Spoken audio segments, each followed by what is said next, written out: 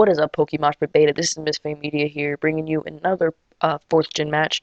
This would be my third upload to this channel, and I'm taking a spin from my usual narration, and I'm gonna divert from that and try to do a little more competitive in this game.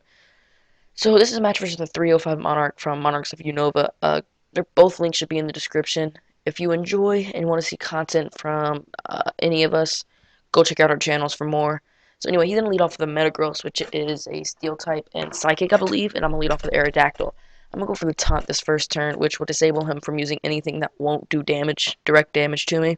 So that's going to stop him from setting up Stealth Rocks, which will do damage to any Pokemon I bring in. So he's going to switch out and go into Suicune as I set up my Stealth Rocks for the entry hazard, just so anything he brings in will not be able to stay at full HP. So I'm going to go for the Rock Slide because of Stab, and he's going to go for the Calm Mind, which will boost his special attack and special defense by 1 stage. And I'm going to keep going for these Rock Slides, hoping to get a flinch or something. And I'm not getting any luck, and he's just going to Ice Beam, which will bring me down to my Focus Sash. If you're unaware, the Focus Sash, it basically lets you stop yourself from getting 1-hit KO'd, which is why Stealth Rocks comes in handy. So instead of getting 1-hit KO'd, I'll live with 1 HP, which will enable me to get another Rock Slide off. But he's actually going to switch out and go back into his Metagross on my Rock Slide this turn. That was actually a really nice move from him because he switched earlier, he no longer has the taunt on him. Although that really doesn't make a difference. I get a critical hit, which really didn't matter, as you see. And he's gonna go for the Bullet Punch here. Bullet Punch gets +1 priority, so with the +1 priority, he'll be able to go faster than anything I have, as long as he goes for Bullet Punch. So now I'm gonna switch out and go to Infernape and go for the Flare Blitz. Flare Blitz would have definitely just killed his Metagross, but because he switched into Suicune, Suicune would have taken it a little bit better if he was still at full HP, but because he was less than half, I am going to be able to kill. So, with that kill, that's great for me, because Suicune can normally just be something you don't want to face. So he's going to go into Flygon, and because I'm Choice Banded, which boosts your attack by 1 stage, this is not going to be good for me, being he resists my Flare Blitz, which is the move I'm stuck on. So now I'm going to go into Suicune, and he's going to go for the Stone Edge, which Suicune does resist Stone Edge ×2, I believe.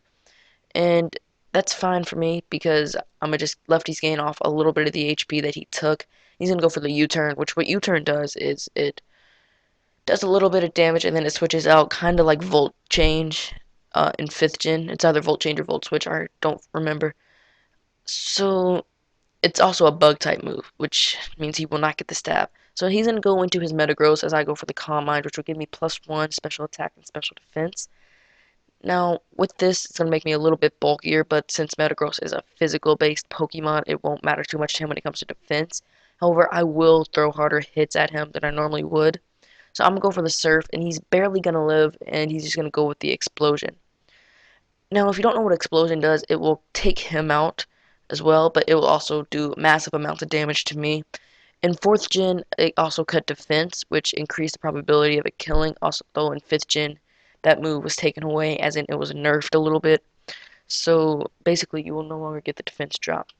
Now he's going to go into his Flygon, and that is basically going to continue to be just a little bit of pain as I go to my Choice Banded Infernape. Now, assuming he isn't Scarf, which I'm glad he isn't, I'm going to be able to get off a Stab close combat, which does neutral damage to Flygon, but because of Stab and Choice Band, that will actually enable me to do a better hit.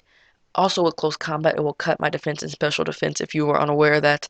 What Stab is, if the move type is the same as the Pokemon using it, then you get the power is boosted. So Infernape was Fire and Fighting, so that's gonna do more because close combat's fighting. He's gonna go into Starmie and go for the Surf. I assume he is Scarfed, but being he was faster. And the reason I didn't switch, being Fire is weak to water, is because there's nothing I really wanted to take that hit. So I'm gonna just go into my Scizor, not predicting him to switch at all. He actually goes into a Scizor on the Seed Flare, which is kind of obvious move that I was gonna Seed Flare. And that's fine because I can also hit back this next turn with a Hidden Power Fire.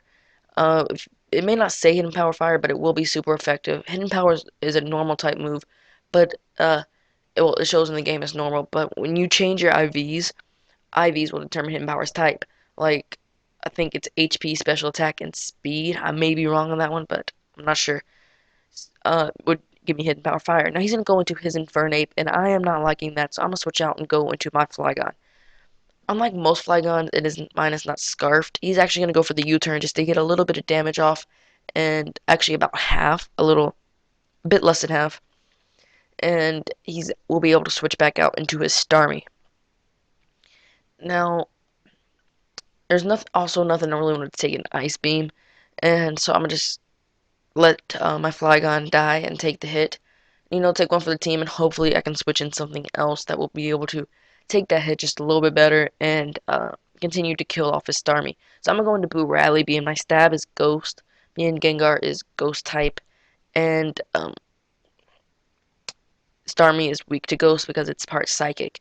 So he's gonna go into Infernape, and I'm gonna go for the Shadow Ball, which because Infernape's defenses aren't the best, Shadow Ball will actually come so close to killing, but I'm also faster, which is great because the second hit will kill, and Gengar still has not been touched when it comes to damage. I don't remember exactly what this Gengar in particular is holding. It's not the Life Orb, being it's not doing anything.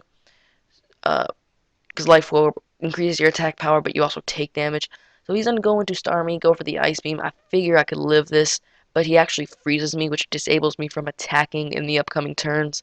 So he's gonna go for another Ice Beam, and that is actually kill Gengar.